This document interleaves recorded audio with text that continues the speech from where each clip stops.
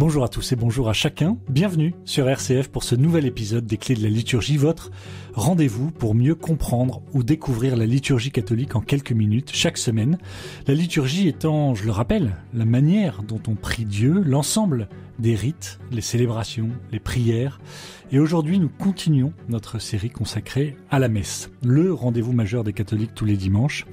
Et après nous être penchés sur l'entrée, le Kyrie, le Gloria, la prière d'ouverture, nous nous attardons cette semaine sur la liturgie de la parole.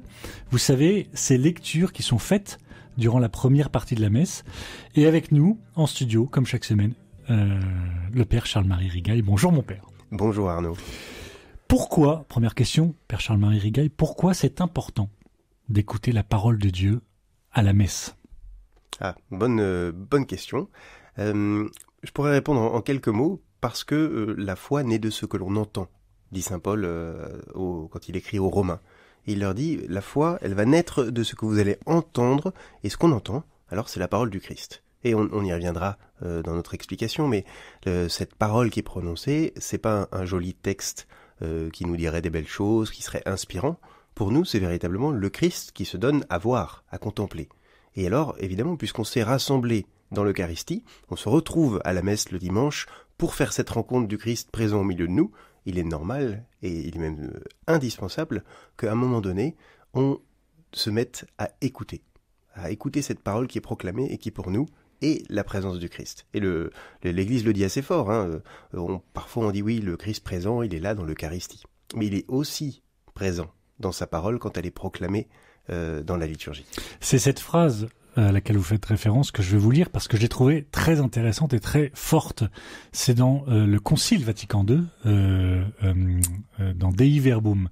Le Christ est là présent dans sa parole car c'est lui qui parle tandis qu'on lit dans l'Église les Saintes Écritures. C'est lui qui parle tandis qu'on lit dans l'Église les Saintes Écritures. C'est presque une sorte de transsubstantiation, j'exagère, mais c'est-à-dire qu'il est là, présent, c'est lui qui parle. Qu'est-ce que ça veut dire ? Alors c'est intéressant parce que effectivement, tel que vous le lisez, on se dit ah oui c'est fort. Mais si on observe la liturgie, quand la lecture est finie, celui qui lit à l'ambon, il dit parole du Seigneur. Et à ça, on répond louange à toi Seigneur Jésus. On répond pas ah quel beau texte. On répond louange à toi Seigneur Jésus.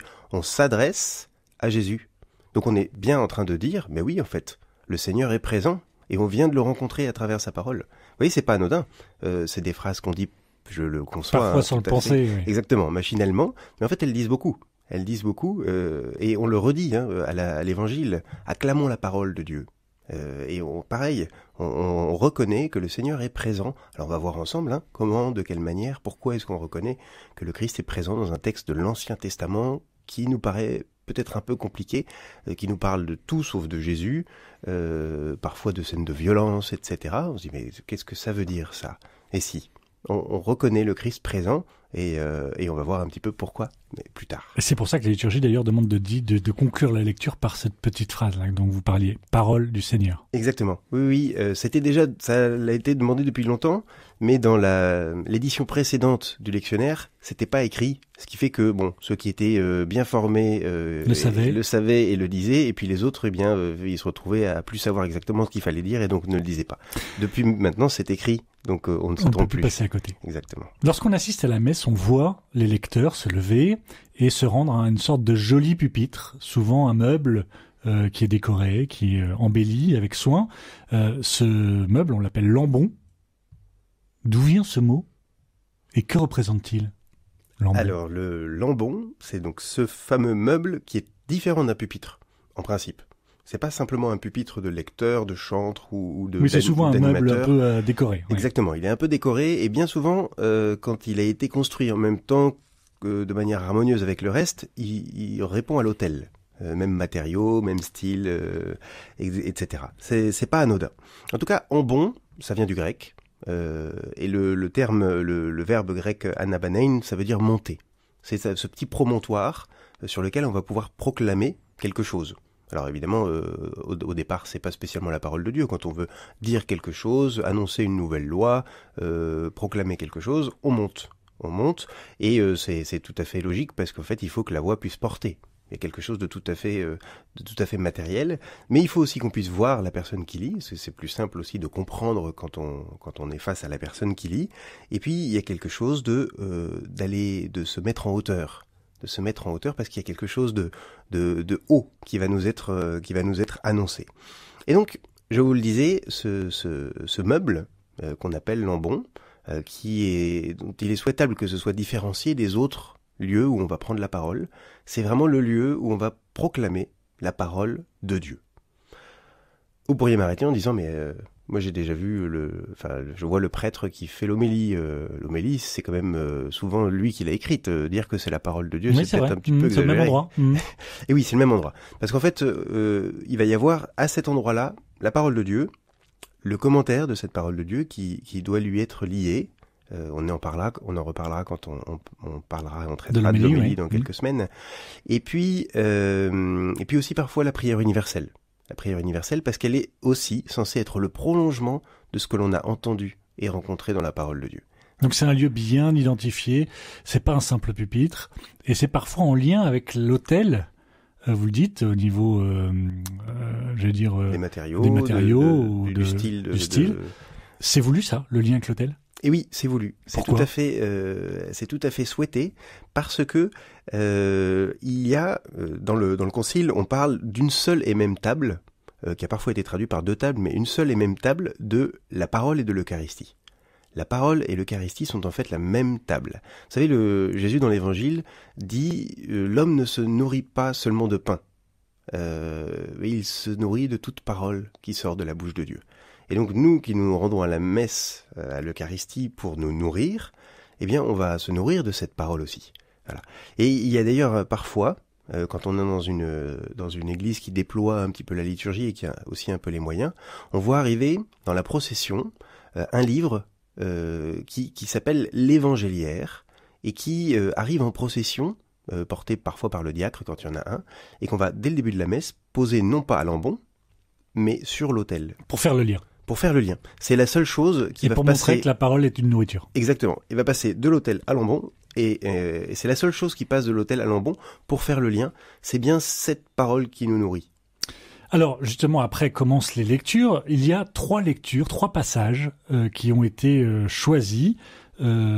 Trois passages différents. Souvent, c'est un passage de l'Ancien Testament, un passage d'un psaume, et un passage du Nouveau Testament, qui sont donc des livres différents dans la Bible. Pourquoi ces trois lectures ? Comment ça a été choisi ?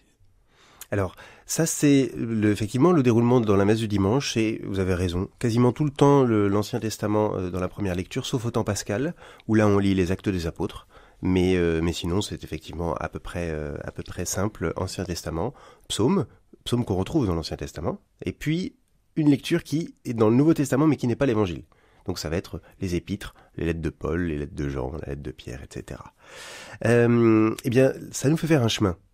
Et ça nous fait entrer en dialogue. Parce que, justement, ce moment de la parole, c'est pas Dieu nous parle et nous, on est bêtement assis et on écoute. C'est un moment où on doit essayer d'entrer en dialogue. Et c'est pour ça que vous aurez remarqué que l'Assemblée a des phrases à dire. Elle est interpellée, on répond. Le psaume, c'est déjà d'une certaine manière une réponse à la première lecture qui vient d'être faite. Et d'ailleurs, autrefois, on appelait ce psaume-là le psaume responsorial, qui était la manière de répondre à la première lecture. Puis on se plonge dans la deuxième lecture et on répond avec l'acclamation de l'Évangile. Et le Seigneur nous reparle. Vous voyez, on entre dans un dialogue, et ce dialogue est fait d'un chemin où on va découvrir quelque chose qui nous fait progresser, c'est-à-dire qui nous fait passer de quelque chose que l'on découvre dans l'Ancienne Alliance, le Premier Testament, que l'on va approfondir dans les épîtres, la manière dont les premiers chrétiens ont reçu cette nouvelle, et qu'on voit culminer au moment où on lit l'Évangile, où tout vient s'accomplir, en quelque sorte. Et c'est ce chemin-là qu'on est appelé à faire, et c'est pour ça, d'ailleurs, que dans la liturgie, ces textes se répondent en général. En tout cas, le dimanche, la première lecture va donner des éléments qui nous permettront de comprendre l'Évangile. Parce que on dit que le Christ et l'Évangile est déjà contenu dans l'Ancien Testament, et que l'Évangile s'éclaire par l'Ancien Testament. Et donc, vous voyez que ça va se répondre et ça va enrichir la compréhension et de l'Évangile et de l'Ancien Testament que de pouvoir les mettre en parallèle.